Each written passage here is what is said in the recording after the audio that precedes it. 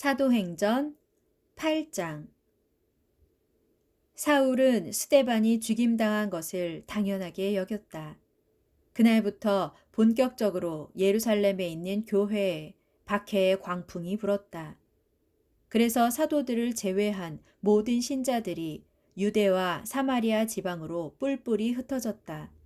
신앙심 깊은 사람들이 스데반의 시신을 거두어 장사를 지내고 그를 생각하면서 몹시 슬퍼하며 울었다. 그러나 사울은 교회를 모조리 없애버리려고 집집마다 찾아다녔다. 그래서 신자가 발견되면 남녀를 가리지 않고 끌어내어 감옥에 보냈다. 여기저기 도처에 흩어진 신자들은 가는 곳마다 복음을 전파했다. 그들 가운데 빌립 집사도 있었다. 그는 사마리아 성읍으로 내려가서 사람들에게 예수가 그리스도임을 전했다. 사마리아 사람들은 빌립의 말을 듣고 또 그가 행하는 놀라운 기적적인 일들을 보면서 온 마음을 기울여 그가 전하는 말에 귀를 기울였다. 그때에 악한 귀신들이 비명을 지르면서 많은 이들에게서 떠나갔고 수많은 중풍병자와 지체 장애인들이 고침을 받았다. 그리하여 사마리아 온 성읍에 큰 기쁨이 넘쳤다. 한편 그 성읍에 여러 해 동안 마술을 부리며 살아온 시몬이라는 사람이 있었다. 그는 자신이 대단한 인물인 양 행세했고 많은 사람들이 그를 따랐다. 그래서 성읍 사람들은 신분의 귀천을 가리지 않고 모두가 그 사람에게 시선을 집중하면서 이 사람이야말로 하나님께서 보내신 대단한 능력의 소유자다라고 칭찬하며 감탄하였다. 이처럼 시몬이 신기한 마술로 오랫동안 그곳 사람들을 놀라게 해왔기 때문에 사람들은 그를 믿고 따랐다. 그러나 이제 빌립 집사가 그 성읍에 와서 하나님의 나라와 예수 그리스도에 관한 기쁜 소식을 전하자 많은 사람들이 빌립의 말을 믿고 세례를 받게 되었다. 마술사 시몬도 믿고 세례를 받았다.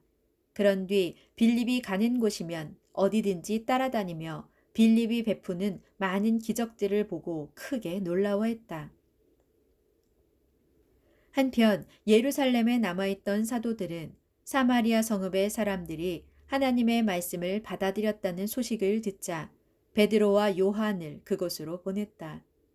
두 사도는 사마리아에 도착하자 그곳 사람들도 성령을 받을 수 있게 해달라고 하나님께 기도를 드렸다.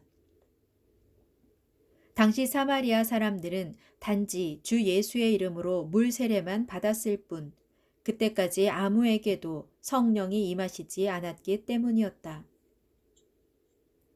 그래서 베드로와 요한이 그들에게 손을 얹고 기도하니 그들에게도 성령이 임했다. 마술사 시몬도 그 광경을 보았다.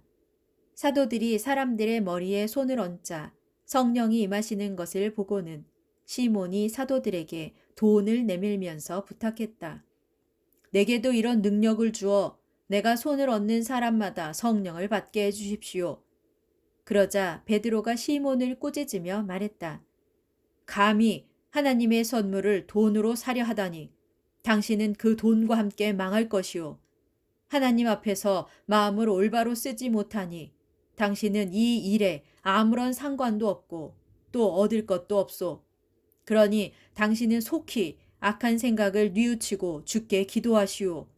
그러면 하나님께서는 당신이 그런 악한 생각을 품었던 것을 용서해 주실지도 모르오. 내가 보기에 당신은 마음이 뒤틀려 있고 죄에 사로잡혀 있소. 시몬이 당황하며 대답했다. 선생님들, 그런 일이 제게 일어나지 않도록 제발 저를 위해 기도해 주십시오. 베드로와 요한은 이렇게 사마리아 성읍에서 하나님의 말씀을 증거하고 선포한 후 다시 예루살렘으로 돌아왔다. 돌아오는 길에 두 사도는 사마리아 지역의 여러 마을에 들러 복음을 전했다. 그 무렵 7 집사 가운데 하나인 빌립에게 주님의 천사가 나타나서 말했다. 너는 일어나 예루살렘에서 가사로 통하는 광야 길을 따라서 남쪽으로 내려가거라. 주님의 천사가 일러준 대로 빌립이 일어나 내려가는데 도중에 에티오피아 사람 하나를 만났다. 그 사람은 에티오피아 여왕 간다게의 모든 재정을 관리하는 넷이었다.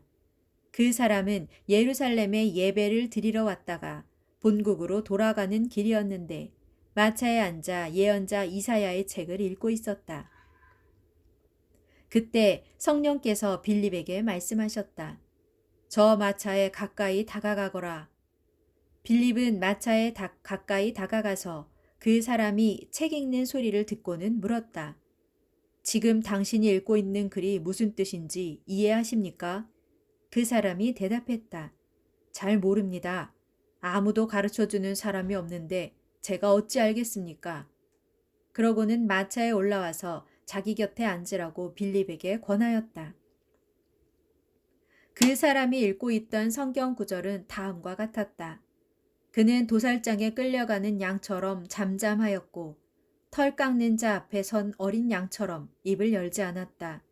그는 온갖 수치를 당하면서 억울하게 불공정한 판결을 받아 이 땅에서 자기 생명을 빼앗겼으니 누가 그 세대의 약함을, 악함을 말로 다 표현할 수 있으랴.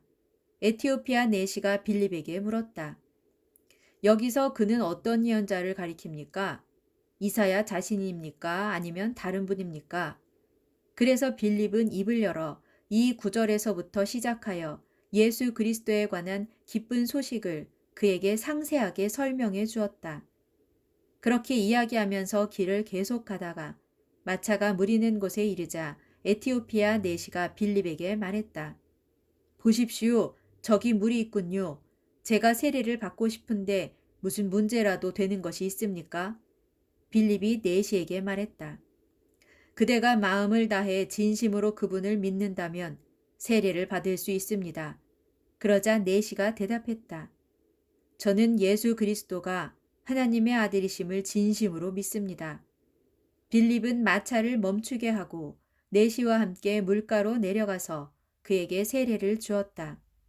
두 사람이 물에서 올라왔을 때 주님의 영이 갑자기 빌립을 어디론가 데려가셨으므로 내시는 빌립을 다시 볼 수 없었다. 그러나 내시는 기쁨에 넘쳐서 자기가 가던 길을 계속 갔다. 그 뒤 빌립은 아소도에 나타나서 여러 마을을 두루 다니면서 복음을 전하다가 가이사랴에 이르렀다.